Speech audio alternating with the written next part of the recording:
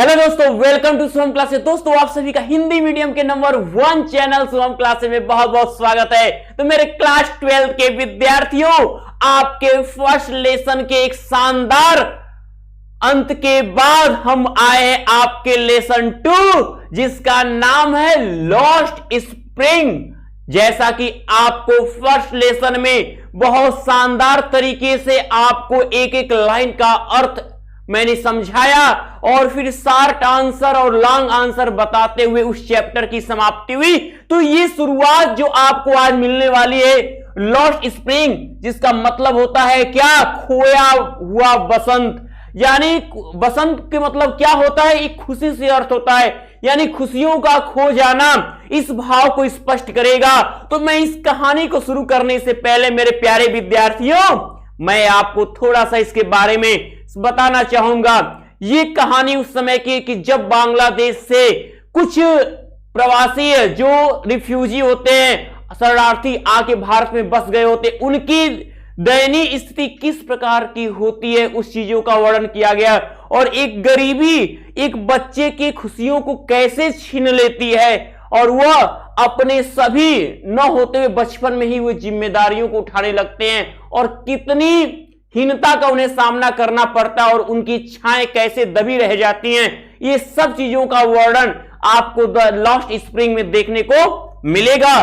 तो इस चीज चैप्टर को शुरू से लेकर अंत तक आपको लगातार इसकी कहानी को समझते जाना है। बहुत ही शानदार। और आज देख रहे हैं जो दशा आपके अफगानिस्तान के लोग भाग रहे हैं, ऐसे उस समय भाग कर आए थे और उन्हें अन्य देशों में, चाहे हमारा देश हो, क्या उनको झेलना पड़ा, ये देखिएगा।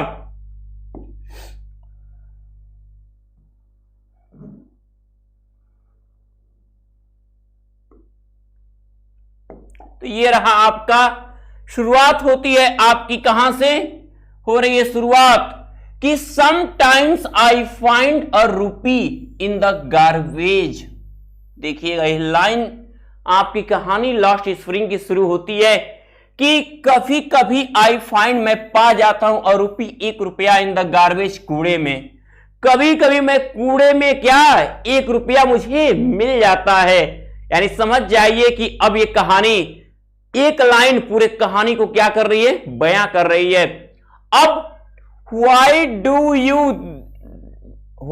you do this, तुम यह क्यों करते हो, तुम यह क्यों करते हो। ये बात आपको किसने बताया, आपके ये लेखिका हैं जिनका नाम आप क्या है, एनिस जंग।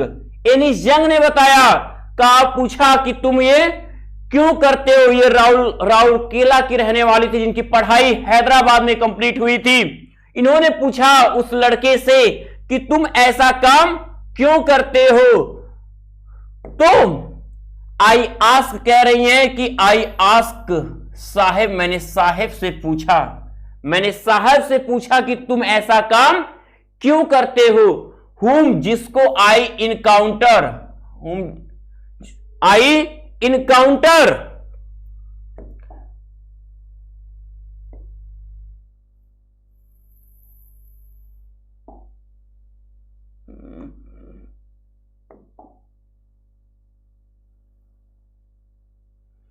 whom I encounter every morning, जिसको मैं हर सुबह मिलती हूं, scrounging the for gold in the garbage, कूड़ा बीनते समय, dumps of my neighborhood, मैं हमेशा अपने पड़ोस में कूड़ेदान के पास मैं हर सुबह उससे क्या करती हूं, मिलती हूं। और मैंने उस साहब से पूछा कि why do you do this, तुम यह क्यों करते हो। Saheb left his home long ago, Saheb ने बहुत काफी समय पहले अपने घर को क्या किया था, छोड़ दिया था। सेट एडमिस्ट, और वह स्थित था द ग्रीन फील्ड, हरे मैदानों में ऑफ ढाका, जो ढाका के हरे भरे मैदानों के पास स्थित था। हिज होम, उसका घर, इज नॉट इवन, अब नहीं रहा, डिस्टेंट मेमोरी, अब उसका घर दूर दूर तक स्मृति बनकर, स्मृति के रूप में भी नहीं रही। His home is not even, अब उसका घर नहीं है, डिस्टेंट मेमोरी, अब उसकी यादों में भी। कहने का अर्थ है साहब ने अपना घर बहुत समय पहले छोड़ दिया था और ढाका के हरे भरे खेतों के पास स्थित उसका घर अब उसके यादों में भी नहीं रहा। यानी काफी समय हो गया, उसको ध्यान ही नहीं कि उसका घर कैसा था, क्योंकि वो बांग्लादेश से छोड़कर आए थे, हमारे देश में रह रहे हैं। मैंने कहा कि जो आज अफगानिस्तान की स्थिति हो रही, लोग भाग रहे हैं, क्योंकि अब ये जहां भी बसेंगे वहां की नागरिकता तो इनको मिलने से रही, तो अब इनको जो भी काम मिलेगा वही अब ये करेंगे और किसी तरह जीने की चाह होगी इनको। तो इस ऐसी बातें आप इसमें देख रहे हो। देयर वर मेनी स्टार्स, बहुत से तूफान आते थे, दैट स्वेप्ट अवे, उड़ा ले जाते थे, डियर फील्ड, उनके खेतों एंड होम्स और घरों को। हिज मदर टेल्स हिम, ऐसा उसकी मां कहती है। साहब ने बताया कि ऐसा उसकी मां कहती है। एनिस से क्या बोला कि उसकी मां कहती है कि वहां पे बहुत से तूफान आया करते थे जो उनके खेतों और घरों को उजाड़ दिया करते थे, उड़ा ले जाया करते थे। दैट्स वाई, इसलिए दे लेफ्ट, वे छोड़ दिया, looking for gold in the big city, और पैसे के लिए वो क्या हुए, बड़े शहर में आ गए, वेयर, जहां ही नाउ लिव्स, अब वो रहता है, और पैसे के लिए वो क्या हुए, इस बड़े शहर में आ गए जहां अब वो ये रह रहा है, अब वो यहां पर है। I have nothing else to do, मेरे पास करने के लिए कुछ नहीं है। ही मटर्स, वह बुदबुदाया, लुकिंग अवे, देखते हुए, वो देखते हुए बुदबुदाता है कि अब मेरे पास करने को तो कुछ है नहीं। गो टू स्कूल, स्कूल जाओ, आई से ग्लेबली, मैंने चतुराई से कहा। ठीक है, क्या हुआ, मैंने कह रही है लेखिका कि मैंने चतुराई से कहा, यानी जंग कह रहे हैं कि मैंने चतुराई से कहा कि क्यों नहीं स्कूल जाते हो, स्कूल जाओ। तो हुआ क्या, रियलाइजिंग इमीडिएटली, लेकिन मुझे तुरंत एहसास हो गया कि हाउ ये कितनी खोखली बात थी, एडवाइस, सलाह, मस्ट साउंड, कि मैंने तुरंत, मुझे एहसास हुआ कि मेरी यह सलाह उसके लिए कितनी खोखली साबित हुई होगी। यानी जो बच्चे के पास खाने के लिए पैसे नहीं, उसको मैंने स्कूल जाने की बात कह दी।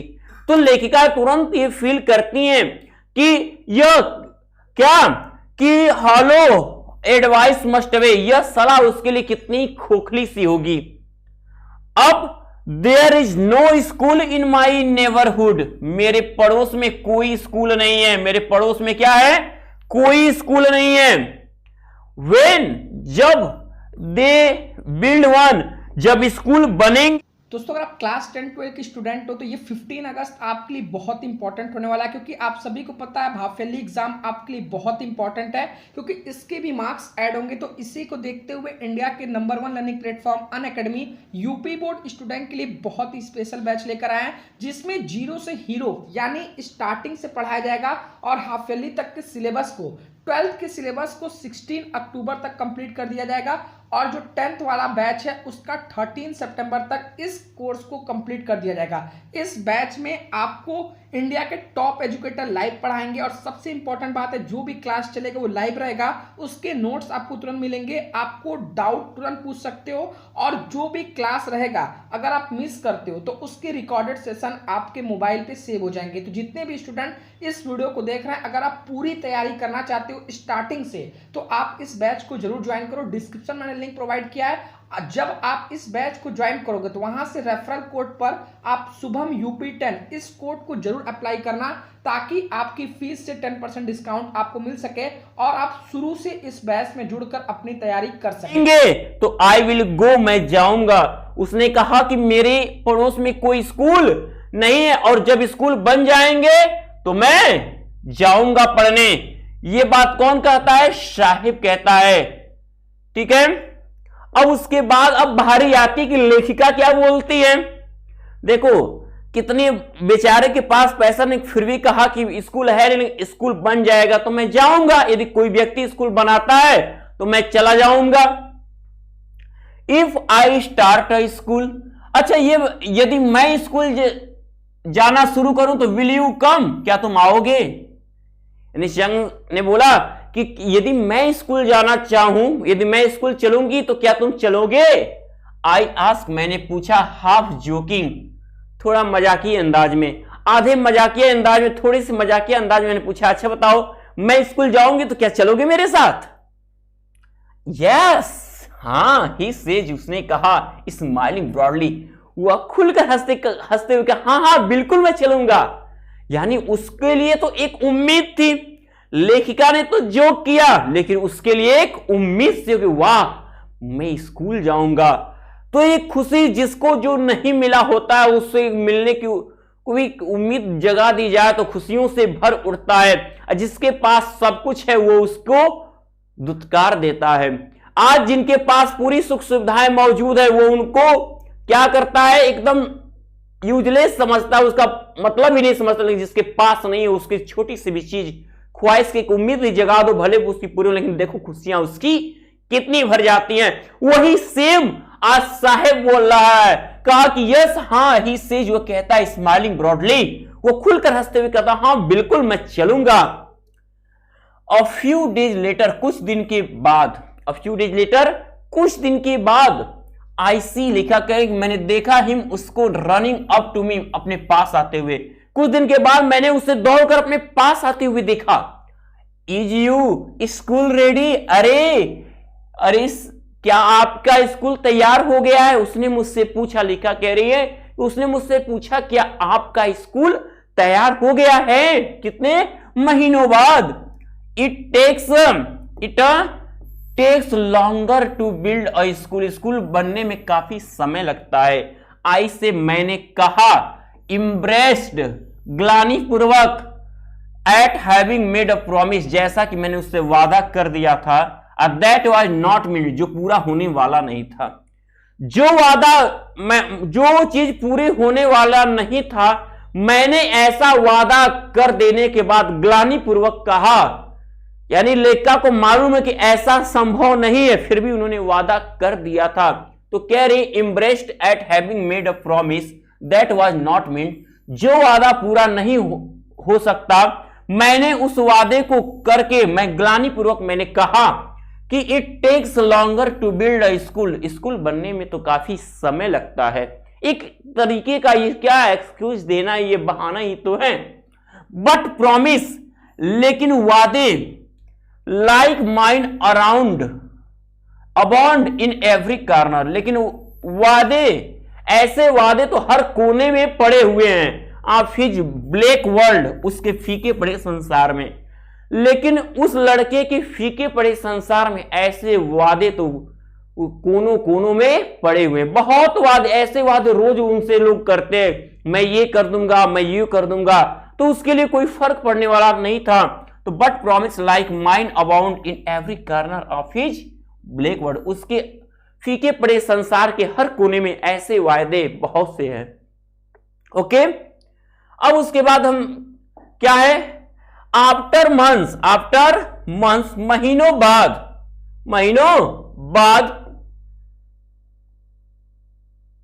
क्या हो गया, हाँ, after months of knowing him, महीनों तक उसको जानने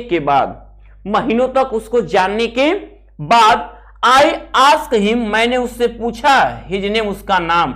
महीनों तक मैंने उससे परिचय हो जाने के बाद मैंने उसका नाम पूछा। मैंने क्या किया, उसका नाम पूछा। साहेब ए आलम, ही अनाउंस, उसने बताया कि उसका नाम क्या है, साहेब ए आलम नाम है। तो ही डज नॉट नो, वो तो जानता भी नहीं था कि व्हाट, कि क्या, आई मीन्स, उसका मतलब होता है, इट मीन्स, उसे ये बात मालूम भी नहीं थी कि उसका मतलब क्या होता है। उसको ये बात पता नहीं थी, किसको, उस लड़के को जिसने अपना नाम क्या बताया, साहेब ए आलम अपना नाम बताया, उसे ये मालूम भी नहीं था। ही डज नॉट नो, वह जानता भी नहीं था कि what it means. If he new it's meaning, यदि उसे अपने नाम का मतलब पता हो जाए, if he new it's meaning, यदि उसे अपने नाम का मतलब पता हो जाए कि लॉर्ड ऑफ द यूनिवर्स, ब्रह्मांड का मालिक, ठीक है, यदि उसे अपने नाम का पता हो जाए कि उसका नाम का अर्थ क्या है, कि ब्रह्मांड का, विश्व का मालिक, संसार का मालिक होता है, तो he would have a hard time, तो उसे बहुत समय लगेगा बिलीविंग, विश्वास करने में इस पर, तो उसको विश्वास, इस बात पे विश्वास करने में बहुत समय लगेगा, क्योंकि जिसके पास खाने के लिए कुछ अच्छा नहीं है, स्कूल जाने के लिए कोई सुविधा नहीं, उसके नाम का अर्थ है कि संसार का मालिक, अगर संसार का मालिक है तो उसके पास तो पूरी सुख सुविधाएं होनी चाहिए। तो लेखिका कह रही है कि यदि उसे मालूम हो जाए कि उसके नाम का अर्थ है the Lord of the universe, संसार का मालिक, ब्रह्मांड का मालिक, तो उसे इस बात को समझने में क्या है, बहुत काफी समय लग जाएगा। और अनअवेयर, अनभिज्ञ होकर, of what his name represent, कि उसके नाम का क्या अर्थ होता है, उसके नाम का अर्थ क्या होता है, इस बात से अनजान होते हुए, इस बात से अनजान होते हुए, ही रोम्स, वो घूमता है, द स्ट्रीट्स, गलियों में। देखो बच्चे, आपको मैं एक एक वर्ड के अर्थ को एक्सप्लेन कर रहा हूं ताकि आपको आसानी से ये पढ़ने में आ सके। और मैं बार बार कहूंगा, देखो सब, अभी आप लोग शुभम क्लासेस के चैनल को भी सब्सक्राइब पहले कर लीजिए, उसके बाद वीडियो को देखते रहिए, बहुत इंजॉय आने वाला है, बहुत अच्छी कहानी आपके सामने, आपके जिम्मेदारियों को सिखा देगी, हमें अपने समय का जो है कितना सदुपयोग करके खुद पर सेल्फ डिपेंडेंस बनना चाहिए, ये चीजें आपके हैं। विथ हिज फ्रेंड्स, तो ही रोम्स, वो घूमता है दैसे गलियों में, विथ हिज फ्रेंड्स, अपने मित्रों के साथ। और अच्छा लगे तो कमेंट भी करते हैं, हाँ सर समझ में आ रहा है, आगे बढ़ते रहे। तो कैन एन आर्मी, एक फौज बनाकर आप, बेयरफुट, नंगे पैर वाले बच्चों का, तो वो क्या, नंगे पैर वाले लड़कों के एक फौज में वाले अपने मित्रों के साथ क्या करता है, he roams the streets with his friends an army of barefoot boys, वो नंगे पैर वाले बच्चों के फौज में जो उसके मित्र थे, क्या करता है, गलियों में घूमता है। Who appear like the morning, जो सुबह से जो दिखते हैं बर्ड्स, पक्षियों की तरह, जो सुबह में पक्षियों की तरह झुंड बना के निकलते हैं, एंड डिसअपीयर एट द नून, दोपहर तक गायब हो जाते हैं। और वे लड़के क्या है, सुबह में पक्षियों की झुंड की तरह निकलते हैं और दोपहर तक गायब हो जाते हैं। ओवर द मंथ्स, महीनों बाद, I have come to recognise each of them, महीनों बाद तक मैं उसमें से प्रत्येक को पहचानने लगी, मैं उनमें से क्या की, प्रत्येक को पहचानने लगी। ये कौन बात कहा है, लेखिका ने कहा कि महीनों बाद मैं प्रत्येक को उनमें से क्या की, पहचानने लगी। फिर उन्होंने बोला कि माई मदर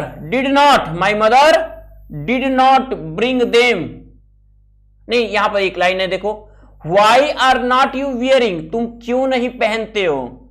जब लेखिका का सबसे परिचय हो गया उस ग्रुप में, उन जो बच्चों का, नंगे पैर वाले बच्चों का जो समूह था, लेखिका उनमें से एक एक बच्चे को जब पहचान ली, तो फिर उन्होंने क्या हो, जब परिचय ज्यादा हो जाता है तो हम घुल मिल जाते हैं, तो उनके हर चीजों के बारे में हम जानने की कोशिश करते हैं। तो why are not you wearing chappals, तुम चप्पल क्यों नहीं पहनते हो। उन्होंने क्या कहा कि तुम लोग चप्पल्स क्यों नहीं पहनते हो। आई आस्क वन, मैंने उनमें से एक से पूछा।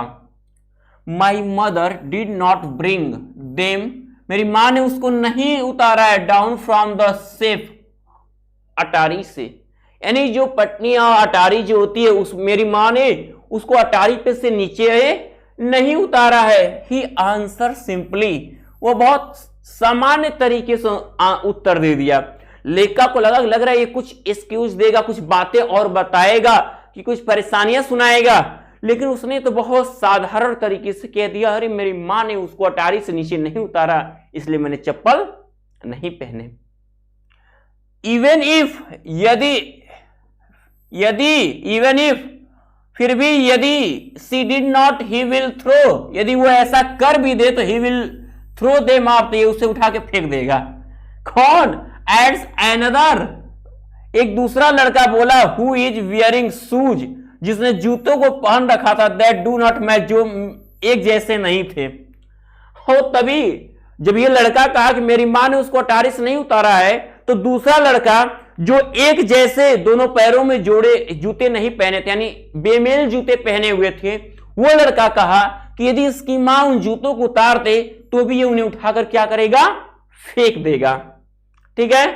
When I comment on it, क्या करे, जब मैंने उस जो लड़का ये बात बोला, जब मैंने उस लड़के के उस जूते पर कमेंट किया, when I comment on it, तो he shuffles his feet, वो अपने पैरों को घसीटा, एंड सेज नथिंग, कुछ बोला नहीं।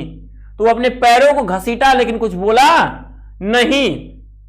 वो क्या क्या, जब जूतों की तरफ इशारा किया, रही ये क्या है बेमेल जूतों के बारे में, आई वांट शूज, मुझे जूते चाहिए, सेज। और थर्ड, तभी तीसरा लड़का बोलता है, दूसरा लड़का तो चुप हो गया, अब तीसरा लड़का बोला, क्या बोला कि मुझे तो जूते चाहिए, who has never owned a pair of all his life, जिसने, उस तीसरे लड़के ने बोला जिसने अपने पूरे जीवन में कभी एक जोड़ी जूते पहने नहीं थे, उसने कहा कि मुझे तो जूते ही चाहिए।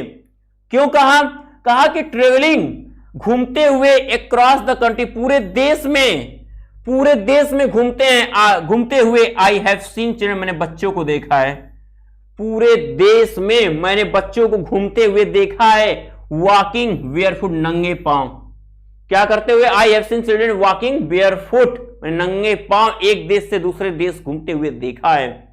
इन सिटी, शहरों में, ऑन विलेज रोड, और गांव की सड़कों पर, मैंने पूरे देश में, पूरे हर एक देश से दूसरे देश में मैंने क्या किया है, बच्चों को नंगे पांव गांव की सड़कों पर और शहर की सड़कों पर घूमते हुए देखा है, इसलिए मुझे जूते चाहिए। अब सोच लो, एक जूता भी कितना इंपॉर्टेंट है, उनको नसीब नहीं है कि मेरे पांव में जूते हो। आज हमारे पास इतनी सुख सुविधाएं हैं और हम कितनी लापरवाही कर रहे हैं, ये हमको भी पता है और आपको भी पता है। इसलिए कहा जाता है समय का सदुपयोग करिए, जो मौका मिल रहा है, जो पढ़ाई आप कर रहे हो, अगर आप कोचिंग नहीं जा पा रहे हो तो आप ये यूट्यूब से हम लोग आपको पढ़ा रहे हैं, तो इनके सहारे आप मेहनत करके आगे पढ़ो। और जो और भी अच्छे हैं वो लोग क्या है, पेड क्लासेस ज्वाइन करके पढ़ रहे हैं और उनको सारी चीजें मिले, तो उनको सदुपयोग करिए। जो चीजें आपके माँ बाप जिस मेहनत के साथ पढ़ा रहे हैं उनको साकार करना बच्चे आपका फर्ज बनता है, और हम लोग प्रयास यही करते हैं कि आपकी मेहनत उसमें शामिल हो जाए और आप बेस्ट से बेस्ट कर सको। देखो, it is not lack of money, ये सब पैसे के कारण नहीं है, ये पैसे की कमी की बात नहीं है, बट अ ट्रेडिशन, ये तो एक परंपरा है। टू स्टे, रहना बेयरफुट, नंगे पांव, ये तो नंगे पांव रहने की एक परंपरा है। इट इज वन एक्सप्लेनेशन, इसकी बस एकमात्र यही व्याख्या है। अब नंगे पांव हम लोग क्यों रह रहे हैं, समझ लीजिए कि एक परंपरा है, इसकी व्याख्या बस ऐसे ही की जा सकती है, इसको ऐसे ही सिद्ध किया जा सकता है, क्योंकि बाकी बातें बताने का कोई औचित्य नहीं है। आई वंडर, मैं तो हैरान हूं कि इफ दिस इज ओनली, यह केवल एन एक्सक्यूज, ये एक बहाना है। मैं तो इस बात से हैरान हूं कि ये एक बहाना है, टू एक्सप्लेन, व्याख्या करने का, अवे परपीचुअल स्टेट ऑफ पॉवर्टी, सतत चलने वाली गरीबी की, बहुत काफी समय से चली आ रही गरीबी को व्याख्या करने का यह एकमात्र बहाना ही है। जो गरीबी लगातार चल आ रही है, उस गरीबी को हम देख रहे हैं, फिर भी हम कह रहे हैं कि ये तो एक परंपरा है नंगे पांव रहने की। अरे उनके पास साधन नहीं तो नहीं पहन रहे हैं, लेकिन बहाना बना रहे हैं कि क्या है, परंपरा है। तो इस सदियों से चली आ रही गरीबी को व्याख्यात करने का इट्स ओनली एक्सक्यूज, ये एकमात्र बहाना ही तो है कि नहीं है? आपको लग रहा है ना, देखो कितना क्या दशा झेल रहा है वो छोटा लड़का, वो साहेब एनिस यंग बोल रहे हैं। आई रिमेंबर, तभी मुझे याद आया, अ स्टोरी, एक कहानी of a man from Udupi, तभी मुझे उडीपी के एक आदमी द्वारा बताई गई कहानी की याद आ गई। वंस, एक वंस टोल्ड मी, जिसको उसने मुझे एक बार सुनाई थी, वो कहानी मुझे याद आ गई। एज अ यंग बॉय, जब वो छोटा लड़का था तो he would go to school past, तो जब वो स्कूल जाया करता था, एंड ओल्ड टेम्पल, तो एक मंदिर के पास से गुजरता था। जब वो स्कूल जाया करता था तो पास्ट एंड ओल्ड टेम्पल, वो एक मंदिर के पास से गुजरता था। वेयर, जहां his father was a priest, जहां पर उसके पिता क्या थे, एक पुजारी थे। जहां पर उसके पिता क्या थे, एक पुजारी थे। He would stop briefly at the temple, वह मंदिर के पास कुछ देर के लिए रुक जाया करता था। And pray for a pair of shoes, और एक जोड़ी जूता के लिए प्रार्थना करता था। वह मंदिर के पास रुक जाया करता था और एक जोड़ी जूते के लिए प्रार्थना करता था, हे भगवान मुझे एक जोड़ी जूता मिल जाए ताकि मैं पहन सकूं, ऐसी प्रार्थना वो किया करता था। 30 years later, 30 साल बाद, आई विजिटेड हिज टाउन, मैं उसके शहर को देखने गई, एंड द टेम्पल, और मंदिर को, विच वॉज नाउ ड्रॉन्ड, जो अब डूब चुके थे, इन एयर ऑफ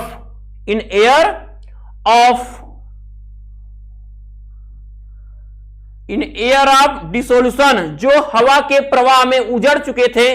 मैं उस घर, 30 साल बाद मैं उस घर के पास मिलने गई, मंदिर को देखने गई। कौन कह रहा है, लेखिका कह रही है। इन द बैकयार्ड, पीछे की तरफ में, वेयर लिव्ड न्यू प्राइस्ट, जहां पर एक नया पुजारी रहता था। वो तो 30 साल पहले वो पुजारी था जहां पर उसका लड़का एक जोड़ी प्रार्थना करता था। अब 30 साल बाद जब ये आई लेखिका, तो उसका घर सब जहां रहता था सब उजड़ चुका था। तो पीछे की तरफ में where lived a new priest, जहां पर एक नया पुजारी रहता था। देयर वर रीड, जो पहने था, and wear white plastic chairs, जहां पर लाल और पहने नहीं, जहां पर लाल और सफेद प्लास्टिक की कुर्सियां थी। और एक यंग बॉय, और एक नया, एक छोटा सा लड़का ड्रेस पहने हुए, इन ग्रे यूनिफॉर्म, और एक छोटा सा लड़का जो एक ग्रे रंग के यानी भूरे रंग के पोशाक को पहने हुआ था, वियरिंग सॉक्स एंड शूज, और जूते मोजे भी पहने हुआ था। अराइव्ड पैंटिंग, हफ्ता हुआ पहुंचा, and through his school bag, और अपने स्कूल बैग को पटका ऑन अ फोल्डिंग बेड, उस फोल्डिंग बेड पर, और अपने स्कूल बैग को क्या किया, उस फोल्डिंग बेड पे फेंक दिया। लुकिंग एट द बॉय, अब बच्चे को देखकर, आई रिमेंबर्ड द प्रेयर, मुझे वो प्रार्थना याद आ गई।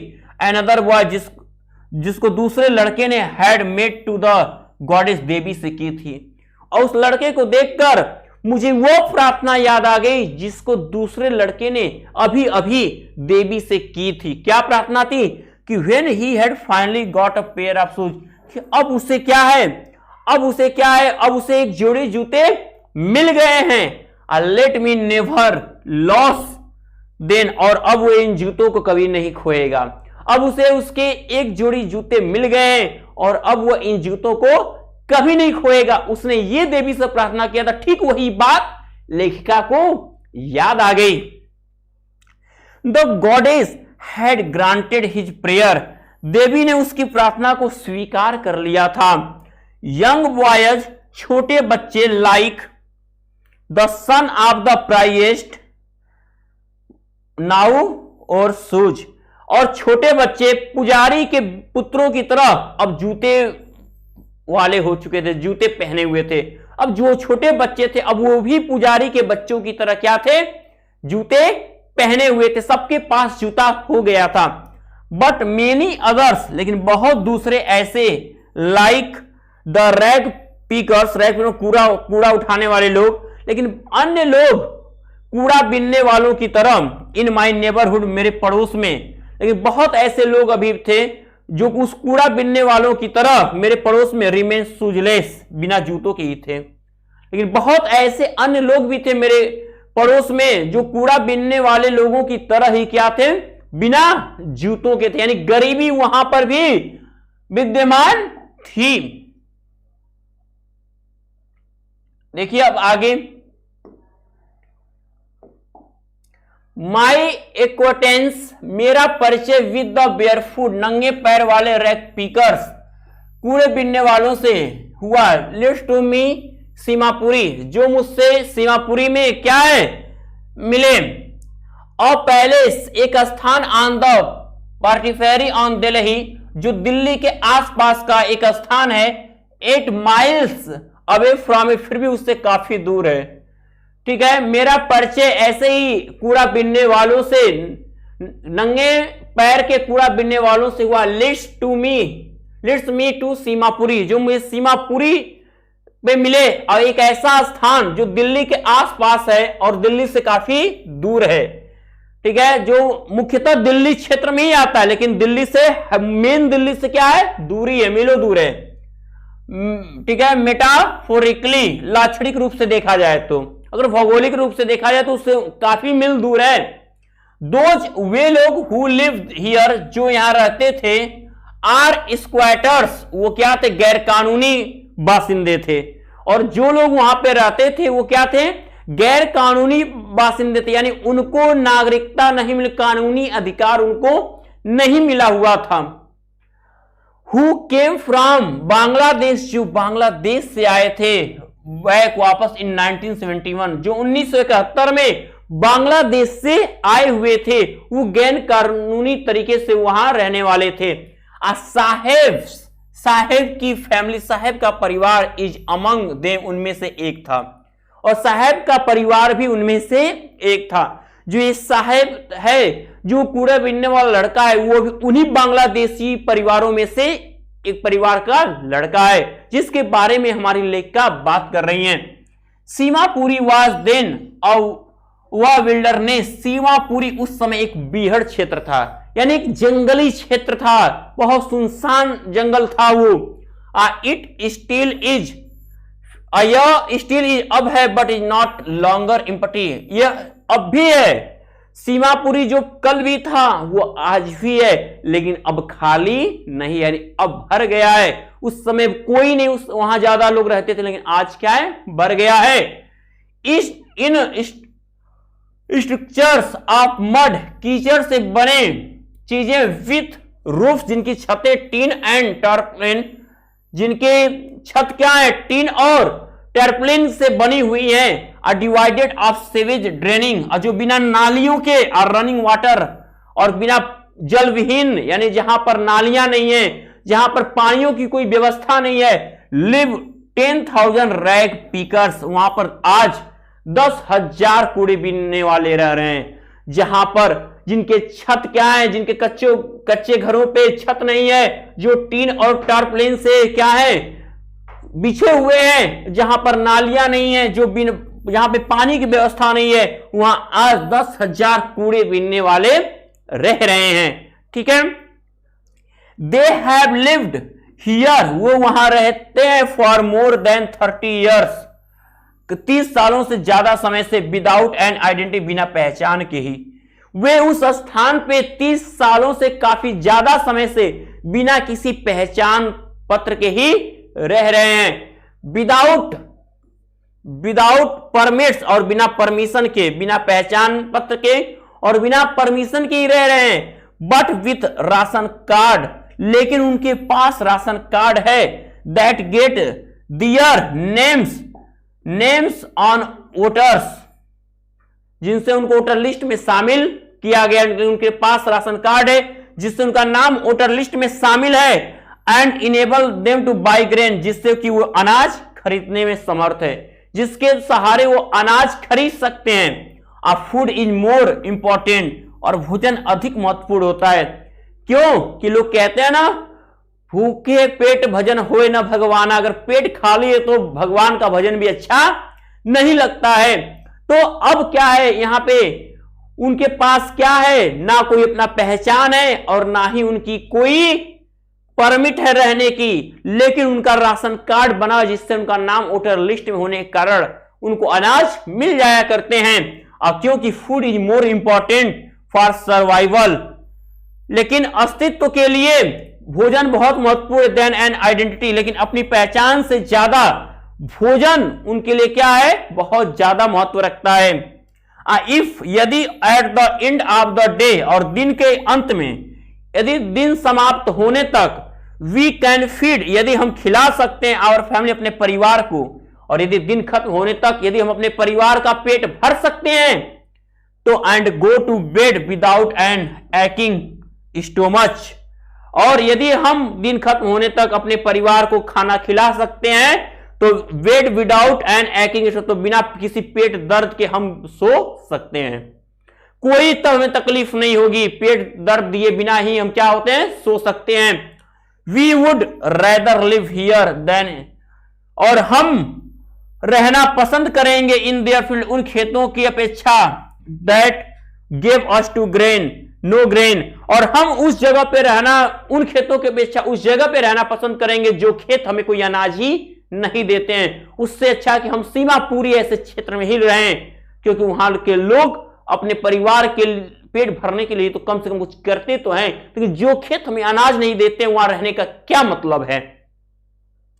से अ ग्रुप ऑफ वुमेन, औरतों के समूह ने कहा, द टैटर, इस बात को, टैटर साड़ी, जो फटी हुई साड़ियां पहनी हुई थी, गिव अस टू, ठीक है, और औरतों के उन समूह ने जिन्होंने फटी हुई साड़ियां पहनी हुई थी, इस बात को हमसे कहा।